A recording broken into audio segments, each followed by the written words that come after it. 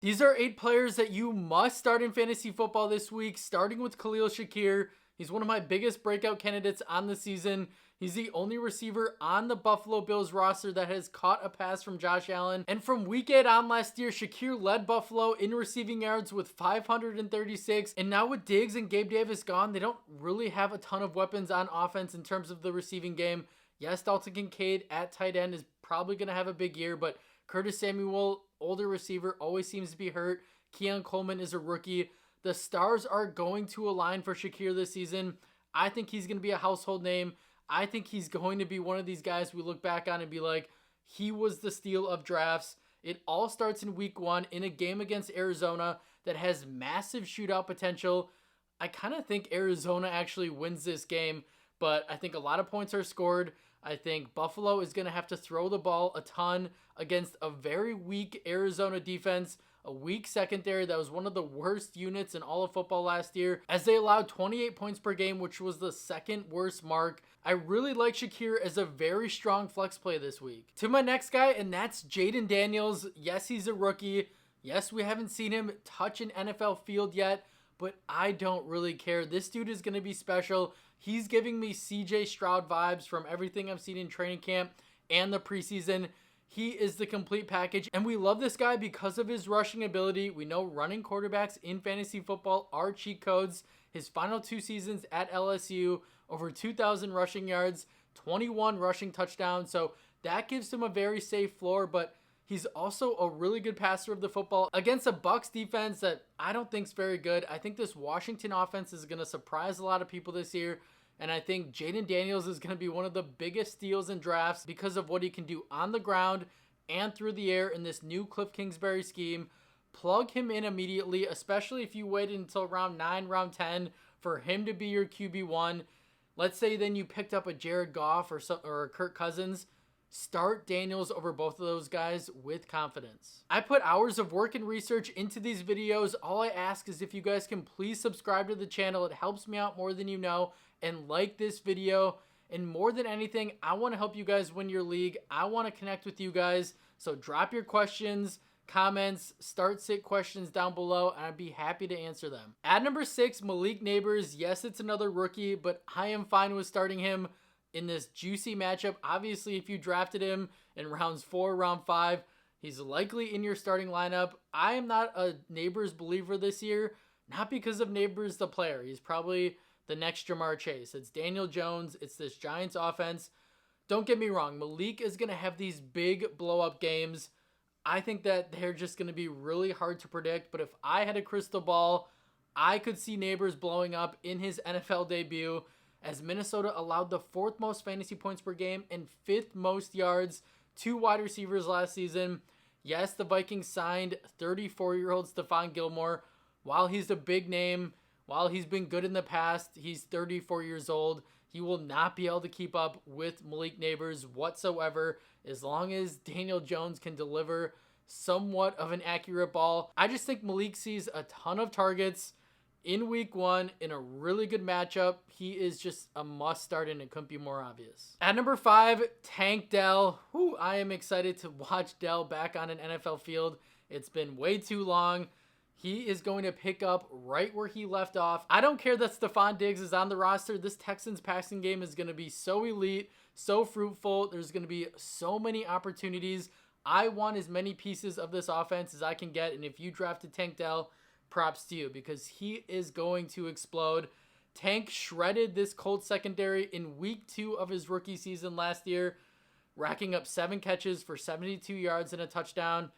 And he's probably going to do much of the same in week 1 against Indianapolis, who allowed the 5th most points in the NFL last season with a questionable at best secondary that CJ Stroud in this potent Houston offense is just going to tear apart.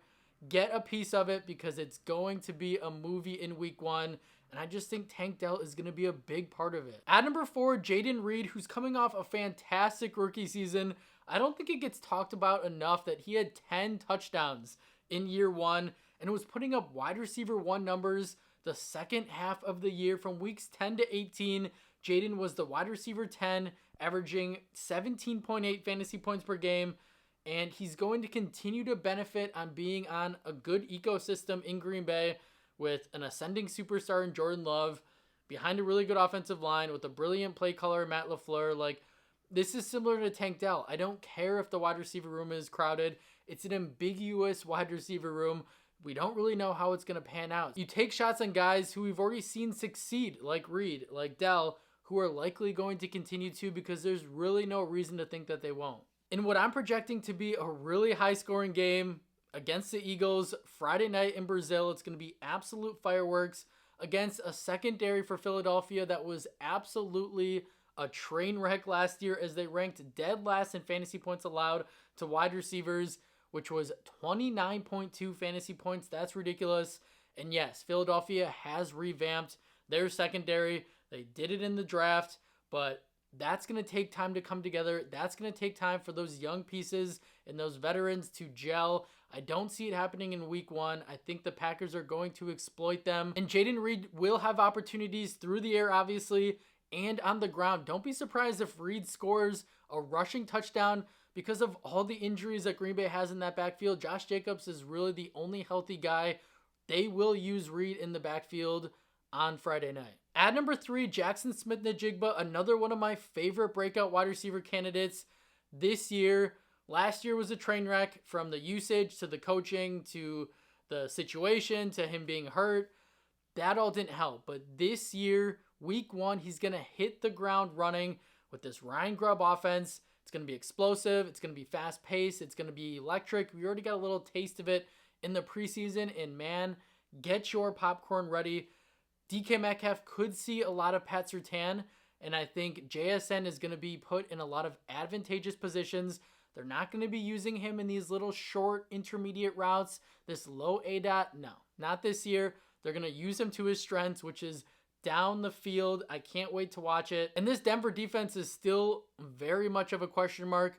You can beat him on the ground. I think Kenneth Walker, if you have him on your roster, please start Kenneth Walker. He's also going to have a big game. We know Denver could not stop the run for anything last year, but I think they can be exploited through the air as well. Denver gave up the 6th most points in the league last year. I just think JSN is a smash play in the flex that offers matchup winning upside. At number 2, James Conner, who continues to get better as he ages. He's like a nice fine wine, and averaged 17.8 fantasy points per game last year when Kyler Murray was under center.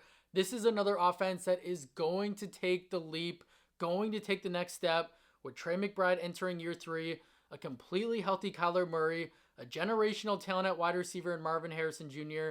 Like, they have dogs at every position on offense. And you have to remember, Buffalo lost some key pieces in that secondary. Jordan Poyer is gone. Micah Hyde is gone. And then they just lost Matt Milano again, absolutely terrible, for probably most of the year. So if Arizona is smart, they want to keep Josh Allen off the field. They're going to run the football as much as they're going to pass. James Conner is going to be involved on the ground, through the air. They're going to lean on him, and the Bills allowed the 5th most yards per carry last season.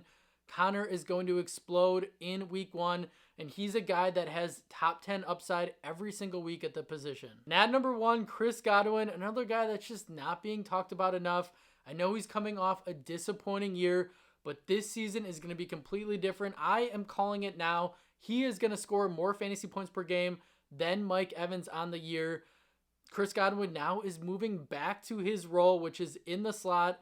He's going to be full-time out of the slot, which is huge news for him as a player, for the Bucs as a team, and us for fantasy owners. New offensive coordinator Liam Cohen is going to use Chris Godwin in creative ways. Cohen was on the Rams coaching staff when Cooper Kupp was on his way to stardom. He's going to know how to use Godwin out of the slot. And I just think Godwin is going to be a PPR monster all year long. And this week, the matchup is just juicy against Washington's secondary that allowed the most receiving yards and receiving touchdowns to wide receivers last season. This Commanders defense likely going to be a mess again this season, along with that secondary. And this game also has sneaky shootout upside with 2 really bad defenses, 2 solid offenses. So get Chris Godwin in your flex. I hope you drafted him at a pretty good value. I think he has a good season, and I think he has a surprising dominant week 1. That's all I have for you guys today. Thank you so much for watching. If you got anything from this video, if you could please subscribe to the channel and leave a like. I would really appreciate it. And I will see you in the next one.